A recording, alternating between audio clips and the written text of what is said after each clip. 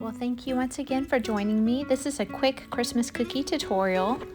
This cutter is from Kaleido-Cuts, but any Christmas tree cutter will do. Just fill in the base of your cookie with green flood icing, then use any 3 flood colors that you prefer. Here I did white, pink, and red, but my pink didn't show, so I did a darker pink on top of my light pink. That's why it's showing 2 different dots of icing. Allow that to dry for a bit and then add your tree stump with some outline icing. So cute. This Christmas lights cutter is from JH Cookie Co. I'm outlining each bulb in the color that I want. Then I will go ahead and fill in each bulb with a corresponding flood color, being careful not to overflow my flood into the bulb next to it. Then after I fill in each section with the flood, I'm using white flood icing to create a highlight spot on each light bulb.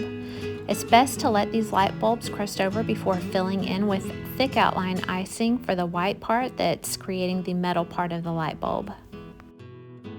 This Christmas stocking cutter is also from JH Cookie Co. Again, I've outlined my areas with a brown sweet sugar bell food pen. Prior to filling in my icing, I'm just using flood icings for the red, white, and this little green tag.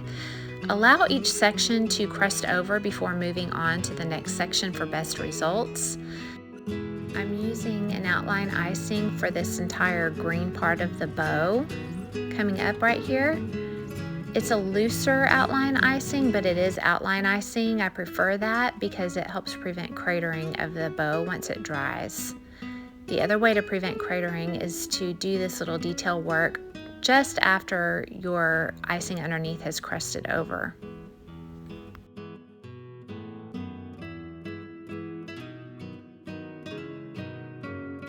Then once the tag is completely dry, you can write whatever you want. The final cookie in this set is also from JH Cookie Co. It's a little hot cocoa mug cookie. I'm adding little squiggles onto the straw so that when I pipe in my flood icing, they don't crater in. And I'm doing steps so that each section can kind of dry a little bit as I move on. That way I'm not having to take as long to decorate my cookie. I'm using a thick flood, that's why I'm having to work it with my scribe, and then outline consistency icing for these peppermint stripes.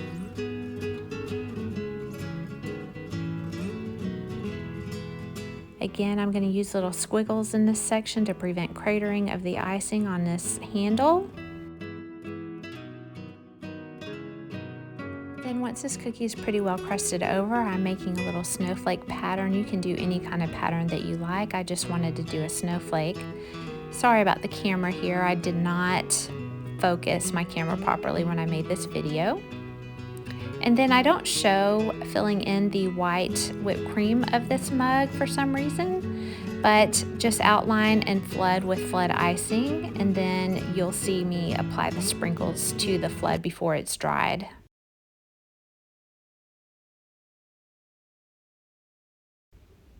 And there you have it. Thank you once again for following along, and I hope that you enjoy making these cookies.